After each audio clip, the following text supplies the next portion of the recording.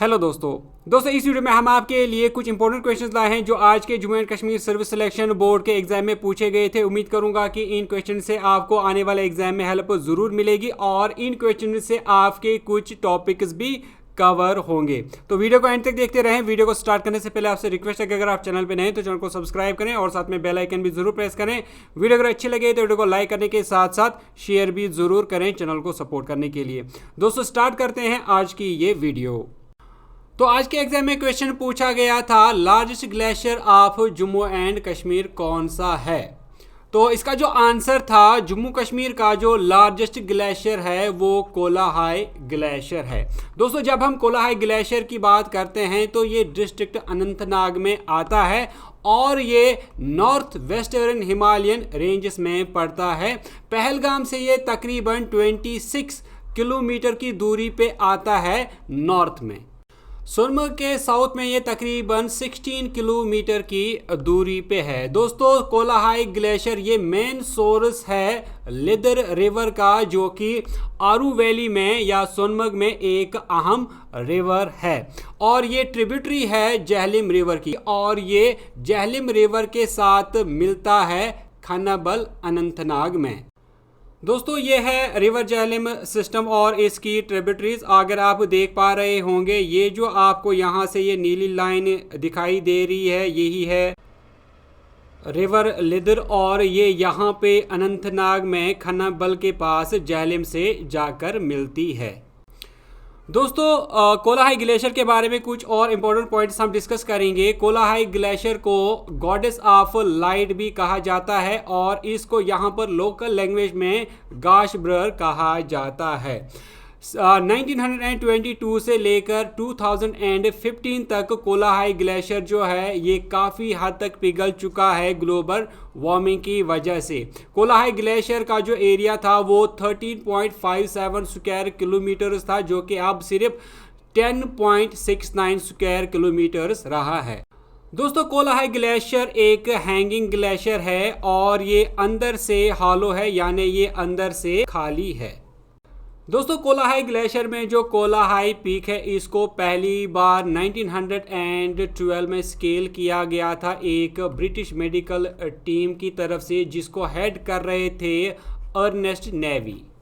इसके अलावा अगर हम इसकी एलिवेशन की बात करें तो इसकी एवरेज एलिवेशन है 4700 मीटर्स। दोस्तों कोलाहाई ग्लेशियर और कोलाहाई पीक के बारे में मैंने आपको ऑलरेडी बताया था जब हम आरू वाइल्ड लाइफ सेंचुरी के बारे में पढ़ रहे थे। दोस्तों अगर आप national park of Jammu and Kashmir, Ramsar sites of Jammu and Kashmir, wetlands of Jammu and Kashmir पर वीडियोस देखना चाहते हैं तो आप प्लेलिस्ट जाकर जरूर चेक करें। नेक्स्ट क्वेश्चन पूछा गया था वाटरवे 3 इन विच स्टेट। आपको बताना था कि इंडिया में नेशनल वाटरवे 3 किस स्टेट में आती है।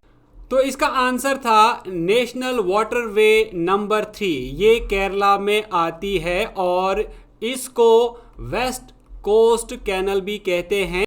ये आप पिक्चर में देख रहे हैं ये है नेशनल वाटरवे नंबर 3 जो कि कोटम से होके जाती है और इसका जो लास्ट पॉइंट है साउथ पॉइंट है वो कोल्लम में आता है।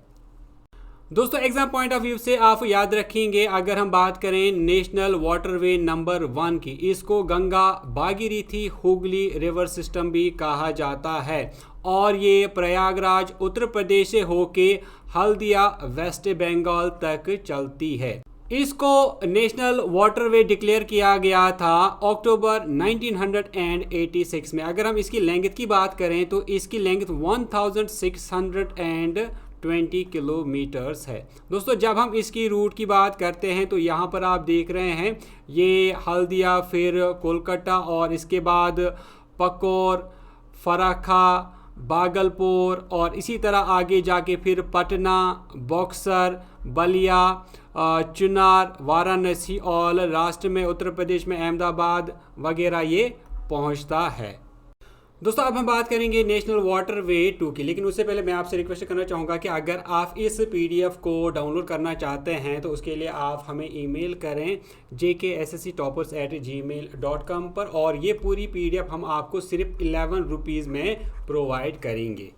दोस्तों नेशनल वाटरवे 2 ये ब्रह्मपुत्र रिवर का एक सेक्शन है और इसकी लेंथ 891 किलोमीटर्स की है। ये सदिया जो कि आसाम में आता है और धुबरी जो कि बांग्लादेश बॉर्डर के करीब में आता है उनके दरमियान में है। दोस्तों इसको नेशनल वाटरवे 2 डिक्लेयर किया गया 1988 में।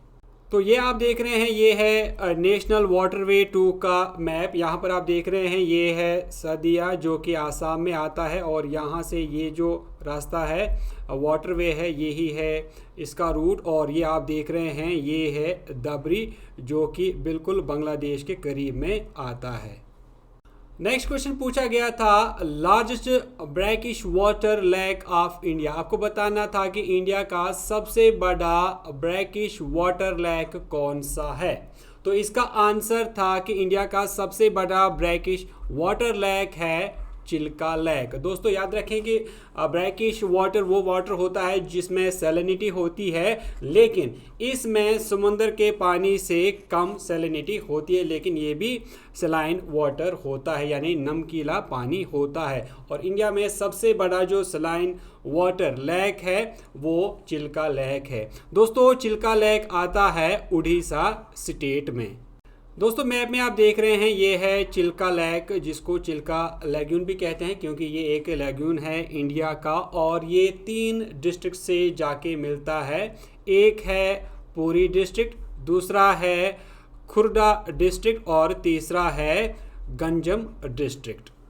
दोस्तों जैसा आप मैप में देख रहे होंगे ये जो मैप है ये बे ऑफ बंगाल में जाके मिलता है।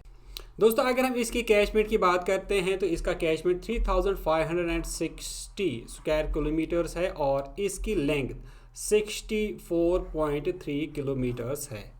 दोस्तों अगर हम इंडिया के लॉन्गेस्ट लेक की बात करें तो इंडिया का लॉन्गेस्ट लेक है वेम्बनाड लेक जो कि केरला में आता है, और इस तरह वेम्बनाड लेक के बाद चिल्का लेक दूसरा लॉन्गेस्ट लेक बनता है इंडिया का। नेक्स्ट क्वेश्चन पूछा गया था न्यू इकोनॉमिक पॉलिसी 1991 क्यों इम्प्लीमेंट की गई थी। तो इसके बहुत सारे रीजंस थे जिसकी वजह से इस पॉलिसी को इम्प्लीमेंट किया गया था, जिनमें रिड्यूस इन्फ्लेशन रेट, तो ये एक इसका ऑब्जेक्टिव था इसको इम्प्लीमेंट करने के लिए। रेक्टिफाई इम्बैलेंस इन पेमेंट, इस ये भी एक मकसद था। ग्लोबलाइजेशन एक मकसद था।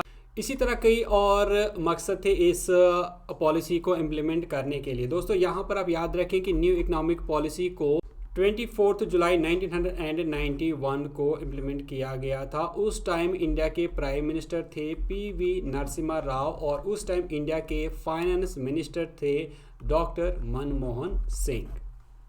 नेक्स्ट क्वेश्चन पूछा गया था व्हाट इज स्टैगफ्लेशन। आपको बताना था कि स्टैगफ्लेशन क्या है। तो दोस्तों स्टैगफ्लेशन एक ऐसी कंडीशन होती है जहां पर हाई इन्फ्लेशन होती है और जो इकोनॉमिक ग्रोथ है वो स्टैगनेंट रहती है, यानी इकोनॉमिक ग्रोथ जो है वो नहीं हो पाती है, लेकिन इन्फ्लेशन जो है ये बहुत ज़्यादा हाई होती है। तो इस कंडीशन को स्टैगफ्लेशन कहते हैं।